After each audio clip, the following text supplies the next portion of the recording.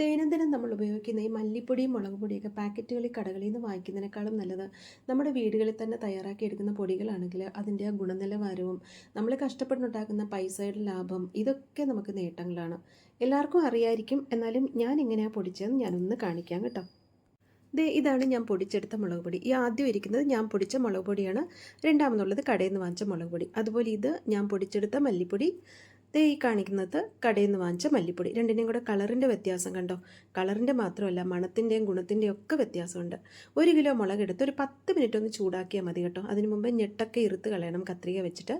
അതല്ലെന്നുണ്ടെങ്കിൽ ഇതുപോലെ മുറത്തിലിട്ട് ഒന്ന് വെയിൽ കാണിച്ചതിന് ശേഷം ഞെട്ടൊക്കെ ഇറുത്ത് കളയുക. 1 കിലോ മല്ലി അടുപ്പിൽ വെച്ച് ഒന്ന് ചൂടാക്കുക. അതും ഇതുപോലെ ഒരു 10 മിനിറ്റ് ചൂടാക്കുമ്പോഴത്തേക്ക് ഇത് ഈ കളറിൽ വരും. ഇത് നമ്മളിങ്ങനെ എടുത്ത് മില്ലിൽ കൊടുത്ത് പൊടിച്ച് ബോട്ടിലുകളിൽ സൂക്ഷിച്ച്, വെള്ളനനവില്ലാത്ത ബോട്ടിലിൽ സൂക്ഷിച്ച് വെച്ചാൽ മതി കേട്ടോ.